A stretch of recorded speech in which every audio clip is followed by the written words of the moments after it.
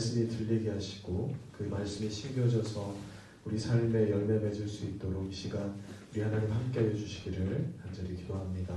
모든 시작과 마지막을 성령님께 맡겨드리며 예수님의 이름으로 기도드립니다.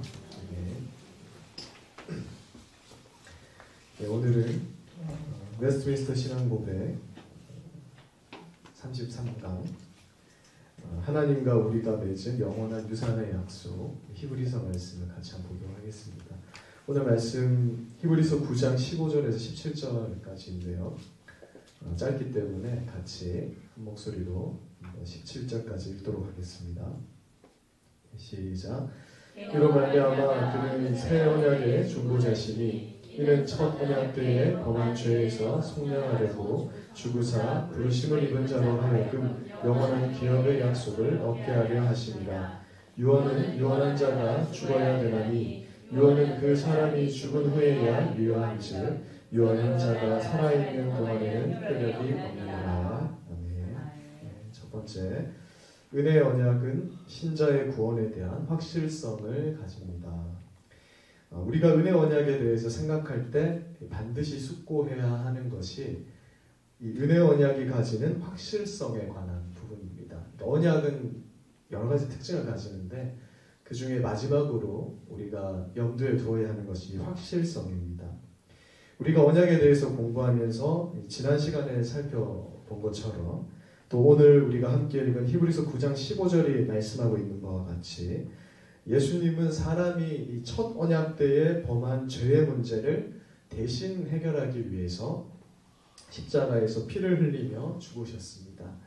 그리하여서 하나님의 선택을 받은 성도들은 예수님을 믿는 믿음을 통해서 값없이 은혜로 구원에 이르게 되었는데 하나님은 이러한 사실을 언약이라는 어떤 모델을 통해서 나타내시기를 기뻐하셨다 이렇게 말씀을 드렸습니다. 그런데 이 은혜 언약이 얼마나 확실한 것인가에 대한 이 언약의 확실성 이 부분을 신약시대를 살아가는 우리가 가지는 것이 굉장히 중요한 것입니다. 이것이 이제 구원의 확신과 이렇게 연결되는 그런 부분이라 할 수 있습니다. 하나님은 성경에서 하나님께서 우리에게 약속하신 구원의 약속이 결코 변함이 없다. 이것은 너무나 확실하게 이루어질 것이다라는 것을 반복적으로 우리에게 말씀하고 계십니다. 그래서 말씀이 주는 그 확실성은 우리 모습을 볼 때는 우리가 너무나 절망적이지만 우리가 이번 한 주도 또 오늘 하루를 살아갈 때에도 내가 이러한 자가 어떻게 천국에 갈 수 있겠는가라는 그런 의심이 드는 것이 우리의 모습이지만 그럼에도 불구하고 예수님을 믿는 믿음이 우리를 구원에 이르게 한다라는 그 구원의 확고한 확신을 가지게 하는 것이 이 반복적인 하나님의 말씀이 그것을 가지게 한다라는 것입니다. 우리가 매주 또는 여기에는 이제 매일 오시는 분들도 있는데 우리가 하나님의 선포되는 이 말씀을 지속적으로 들으면서 믿음을 권고하게 하는 것도 이 믿음의 확신, 구원의 확신을 견고하게 하고자 하시는 하나님의 뜻이 있는 것이기도 한 것입니다. 그런데 이 은혜 언약의 확실성, 그러니까 하나님과 사람이 맺은 언약이 얼마나 확실한 것인가에 대해서 가장 잘 알려주고 있는 것이 바로 히브리서입니다. 그래서 어떤 분들은 최초의 언약 신학자, 우리가 언약에 대해서 계속 배우고 있잖아요. 최초로 언약에 대해서 이렇게 제대로 우리에게 알려주고 있는 분이 히브리서의 저자이다 이렇게 말하기도 합니다. 히브리서의 저자는 누구인지 알려져 있지 않죠. 근데 그분이 정말 이 하나님의 언약에 대해서 잘 설명을 하고 있다 이렇게 말을 합니다.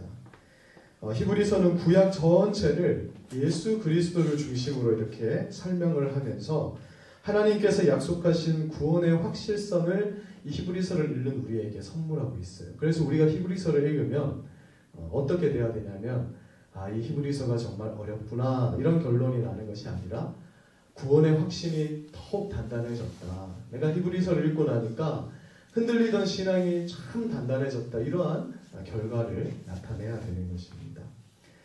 왜냐하면 히브리서의 저자가 이 언약 신학자로서 우리에게 하나님의 언약을 가르쳐주면서 구원의 확신 교리를 계속해서 심어주고 있는 것이 바로 이 히브리서이기 때문에 그렇습니다. 오늘 살펴볼 웨스트민스터 신앙고백 7장은 이 은혜 언약은 유언자이신 예수 그리스도의 죽으심과 유업으로 상속되는 영원한 기업과 거기에 속한 모든 것과 관련해서 성경에서 종종 유언이라는 말로 표현된다 이렇게 진술하고 있습니다.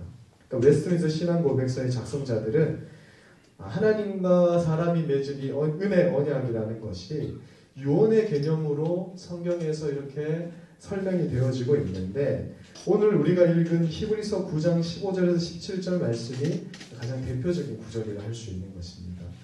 우리 히브리서 9장 15절 말씀을 다시 한번 읽어보도록 하겠습니다. 같이 한번 읽겠습니다. 시작.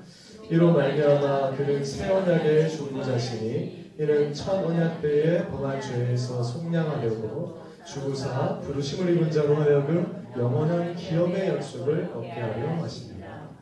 이제 우리말로 영원한 기업 이렇게 번역이 되어 있는 저 기업이 원래 원어로 따지면 유산이라는 단어입니다.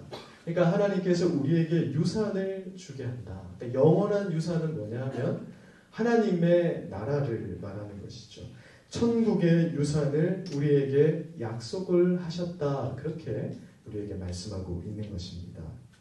이렇게 볼 때 히브리서의 저자가 하나님의 언약을 유산의 개념으로 본 최초의 신학자다. 이렇게 볼 수 있는 것이죠. 이 히브리서 저자의 설명대로라면 우리가 천국을 유산으로 상속을 받는데 그래서 우리가 복음서를 보거나 성경을 보면 천국을 무엇이라고 표현하냐면 그건 하나님의 유업이다 이렇게 표현합니다. 그러니까 유업이라는 것은 유산이라는 걸 말하는 거예요. 우리가 받을 것이 있다. 그러니까 이를테면은 이제 우리 에스더가 지금은 나의 것이 아니지만 우리 부모님의 것이 나의 것이 될 것이라는 소망을 가지고 살아가는 거예요. 왜냐하면은 지금 내게 잡히는 것은 아니지만 그것을 우리는 무엇이라고 하냐면 유업, 유산이라 하는 겁니다. 하나님의 나라가 이미 우리에게 왔지만 그러니까 에스더 우리 기용 집사님의 것이 다 에스더의 것이지만 나에게 그건 누구나 다 인정하는 거지만 나에게 잡히지 않았죠.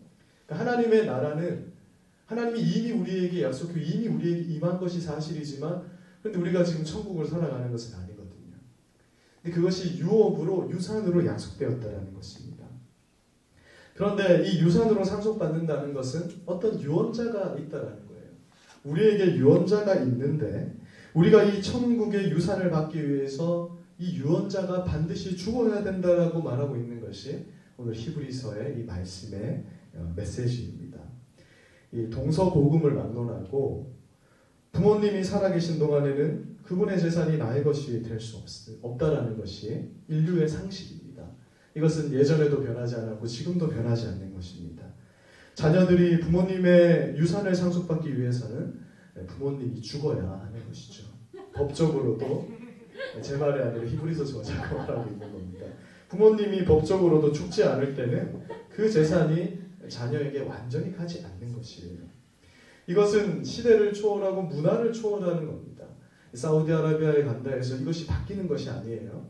그러니까 하나님이 이것을 인간이 가장 가지고 있는 인간 사회가 공통적으로 소유하고 있는 이 상식을 가지고 오늘 무언가를 우리에게 알려주고 있다는 것입니다.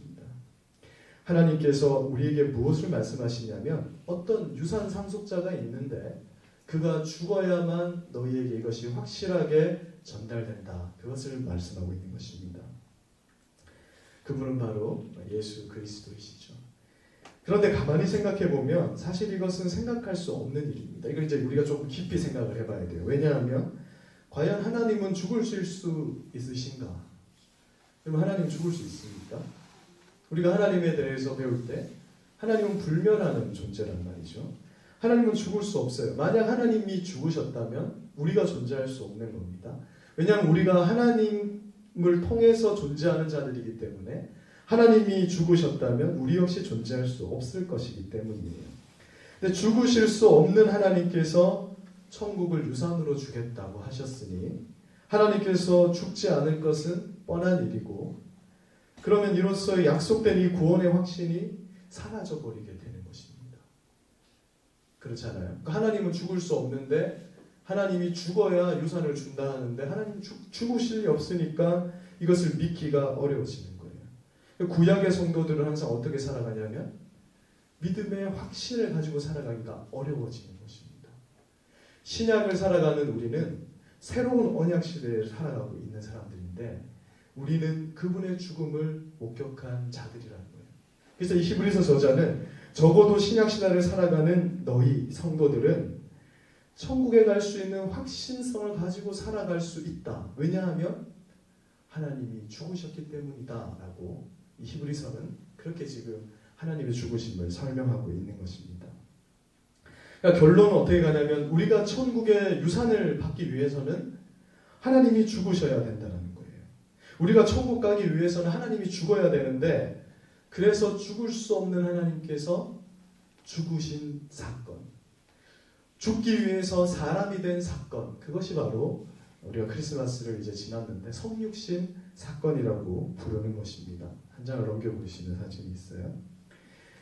그걸 성육신이라 표현하는 겁니다. 하나님이신 예수님이 사람이 되신 것은 바로 죽기 위함이다. 그분이 죽으심으로 우리가 천국을 유산으로 소유하게 되었다.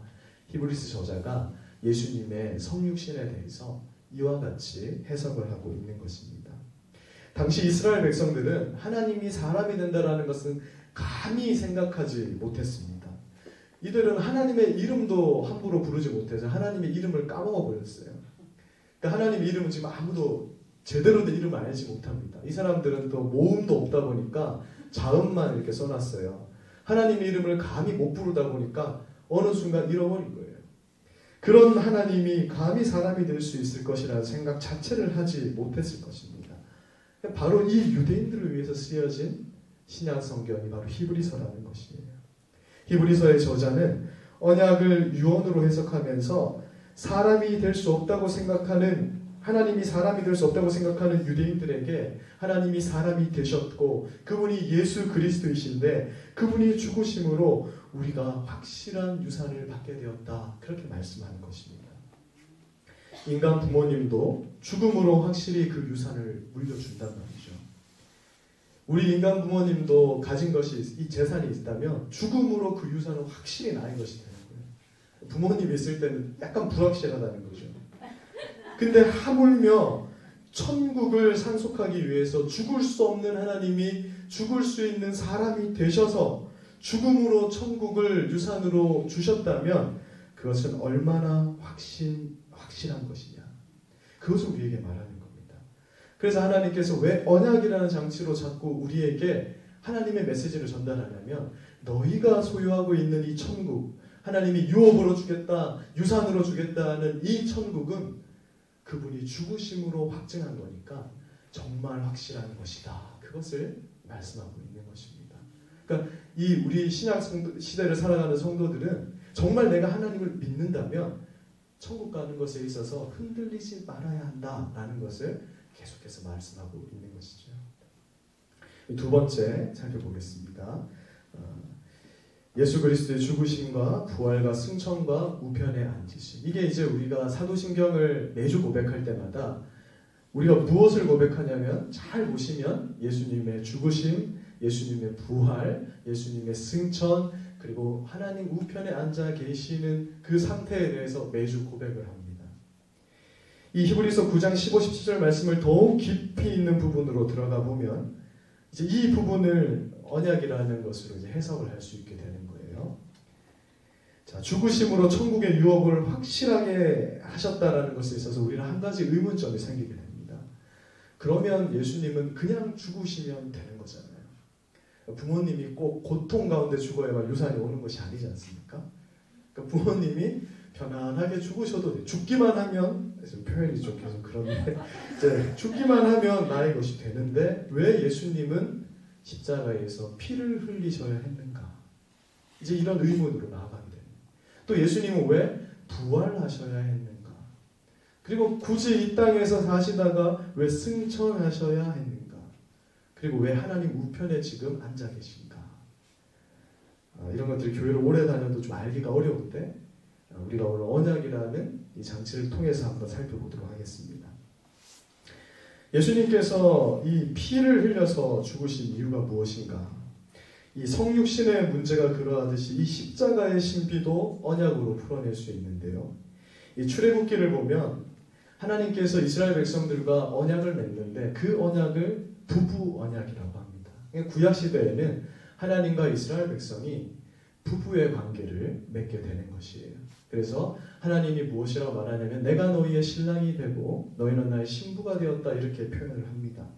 그런데 이 부부 언약을 맺기 전에 하나님께서는 피를 뿌림으로써 그들과 부부의 언약을 맺는 것을 볼 수 있습니다. 잘 아시다시피 피를 뿌린다는 것은 우리가 죄의 문제에서 해결되어서 성결해지는 것을 의미하는 것이에요. 예수님께서 피를 흘렸다는 것은 우리가 하나님과의 관계가 일단 무슨 관계가 돼야 이 유산을 받을 수 있냐면 아버지와 자녀의 관계가 돼야 되는 거예요. 우리가 하나님과 관계없이 살아갈 때에는 하나님은 아버지도 아니고 아저씨도 아니고 이런 관계성입니다. 왜냐하면 죄악이 하나님과 전혀 어떠한 관계를 가지지 못하게 만들기 때문에 그렇습니다.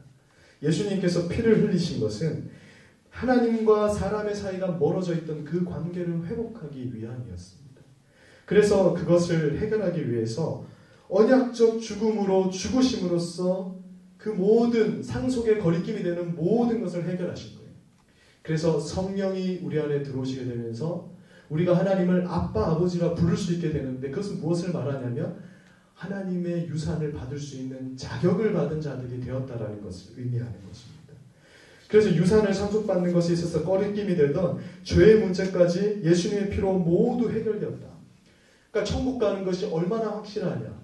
그러니까 성경을 읽을 때 하나님이 계속해서 우리에게 말하는 건 우리의 모습은 정말 죄악되다는 거예요.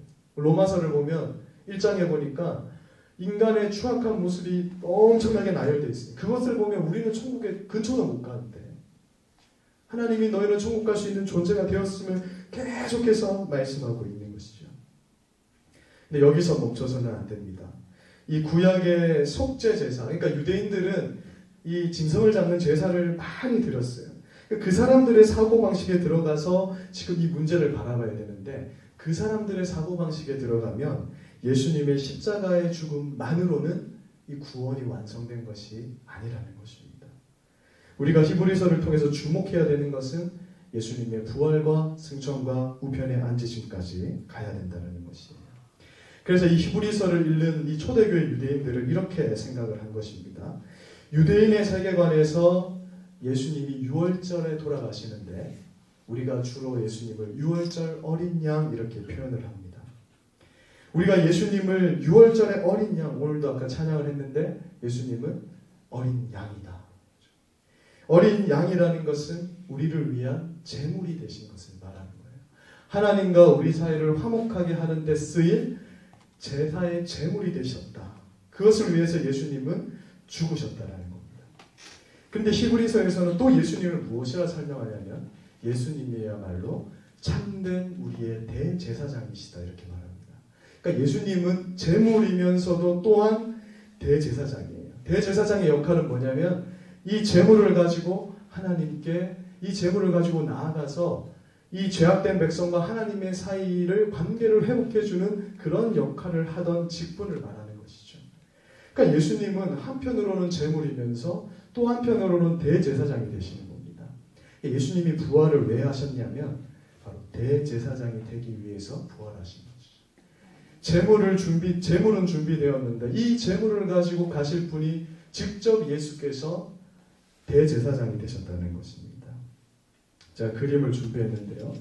구약시대의 제사의 방법입니다. 어린 양을 한 마리 가지고 오면 제사장이 이렇게 안수를 합니다. 그러면 이 어린 양을 가지고 온 사람의 죄가 이 불쌍한 어린 양에게 전가돼요. 얘는 아무런 죄가 없어요. 천진난만하게 풀 뜯어먹고 살던 어린 양이었어요.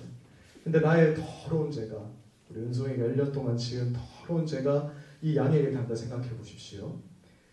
웬만한 정서적으로 오염되지 않는 사람이라면 이 양을 불쌍하게 여길 겁니다. 왜? 얘는 나 때문에 죽는 거예요. 저걸 보면서 저거 죽고 나면 양고기가 맛있겠지 이렇게 생각하지는 못할 겁니다. 자, 그 다음에 그리고 나서 이 양의 피를 이 대야에 받는 거예요.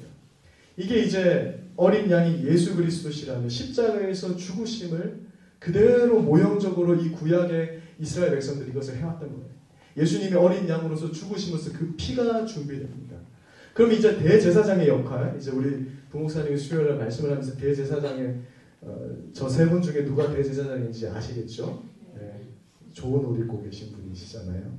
저분이 그릇을 하나 들고 있습니다. 저기 어린 양의 피를 받아서 다음 장 지성소로 들어가서 그 피를 손가락으로 묻혀서 이렇게 바르는 일을 하는 거예요.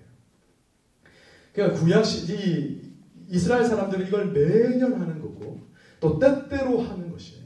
저 사람들은 이게 너무나 확실하게 체험적으로 몸에 들어와 있는 거예요. 그러면 예수님께서 십자가에서 죽으신 건 제물만 준비된 사건이라는 걸 알게 되는 겁니다. 예수님께서 부활하심으로써 대제사장이 되셔서 이제 반복할 필요도 없고 이제 단번에 끝난 이 제물이 되신 예수께서 이 피를 가지고 이제 이 지성소로 들어가야 되는데, 여러분 지성소는, 이 땅의 지성소는 어디에 있었습니까? 좀 어려워지지만 예루살렘에 있었잖아요. 성전이 예루살렘에 있었으니까. 근데 예수님께서 십자가에서 죽으실 때 다 이루었다 하신 이후에 어떠한 일이 일어났습니다. 휘장이 찢어지면서 성소가 파괴됐어요. 패션 오브 크라이스트 영화 보면은 뿡 하면서 이렇게 막 반 갈라졌어. 이 땅에 있던 이 피를 드려야 하는 이 지성소가 없어진 거예요. 그럼 이제 예수님은 어디 가셔야 이 피를 바를 수 있는 것인가? 바로 진짜 성소인 하늘로 올라가셔야 합니다. 그래서 예수님의 승천의 사건이 있게 되는 겁니다. 준비된 피를 가지고 예수님은 하늘로 올라가시게 됩니다. 그래서 마리아가 예수님이 너무 반가워서 막 만지려고 해요. 부활하신 예수님을. 근데 예수님이 만지지 못하게 하는 것이죠. 예수님의 사역이 아직 마무리되지 않았기 때문에 그런 것입니다. 히브리서 9장 24절 말씀을 보면 이렇게 말씀합니다. 그리스도께서는 참 것의 그림자인 손으로 만든 성소에 들어가지 아니하시고 바로 그 하늘에 들어가사 이제 우리를 위하여 하나님 앞에 나타나신다. 히브리서 기자가 뭘 얘기하냐면 이 땅에 그냥 그림자로 있던 성소에 들어가는 것이 아니라 진짜 성소로 이제 들어가셨다. 그것이 예수님의 승천 사건이다, 이렇게 말씀하고 있는 거예요. 이 역대상 28장 19절과 출애굽기 25장 9절을 보면 성령님께서 어떤 감동을 주셔서 하나님의 성전을 설계하는 장면을 말해주고 있습니다. 다윗이 이르되 여호와의 손이 내게 임해서 이 모든 일의 설계를 나에게 알려줬다.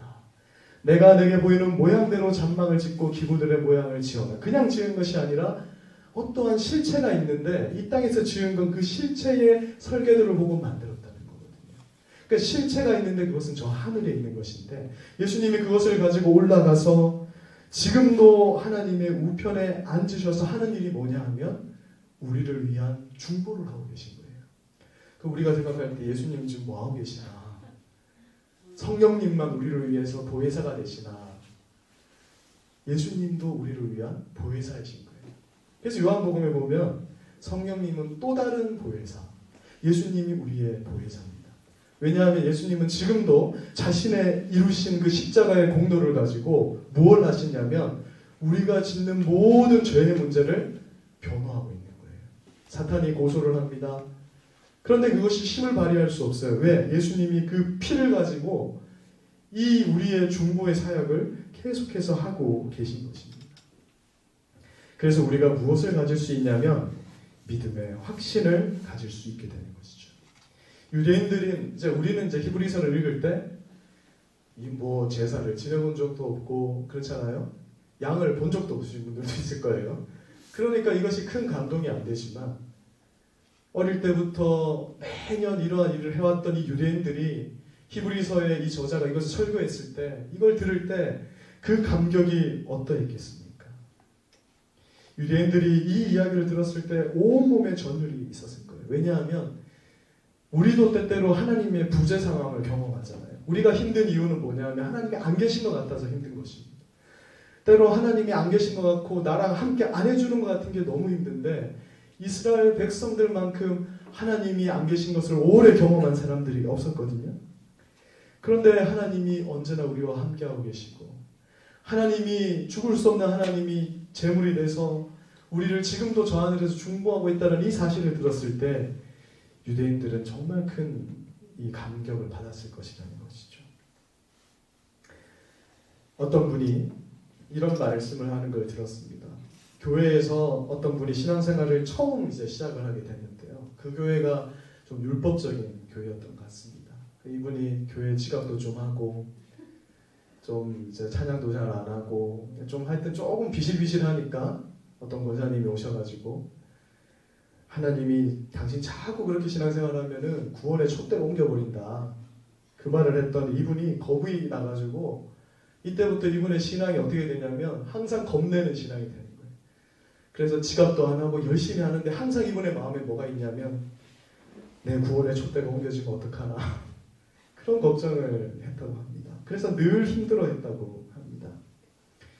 그러나 구원은 행위에서 난 것이 아니라 하나님의 선물이라는 것이죠.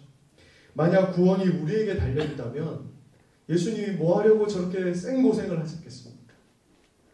예수님이 십자가에서 그렇게 고난을 하신 이유는 우리가 할 것은 그 예수님을 믿는 것만으로 하나님의 이 천국의 유산이 확실하게 우리의 것이 된다는 것을 확증하기 위하심이 아니었겠습니까? 우리가 오늘 좀 이렇게 어려운 부분이었지만 이 히브리서 말씀을 또 웨스트민스터 신학고백의 말씀을 통해서 한 가지 마음에 품으시는 밤이 되었으면 좋겠습니다. 예수님께서 죽으신 것은 우리에게 저 하늘나라의 이 유산을 확실하게 주시기 위한 그런 중보의 사역이었다는 것을. 그래서 우리는 이 말씀을 들을 때마다 날마다 이 구원의 확신으로 하나님 앞에 나아가는 우리 성도님들이 다 되셨으면 좋겠습니다. 그래서 이 구원의 은혜를 가지고 하나님 앞에 힘있게 신앙생활을 해나가시는 저와 여러분 되길 주님의 이름으로 소망합니다. 자, 기도하고 함께 기도하지 않겠습니다. 네, 사랑하는 하나님 아버지, 오늘 우리가 히브리서 말씀을 통해서 우리에게 주신 그 구원의 확신에 대해서 생각해 보게 하시니 감사합니다.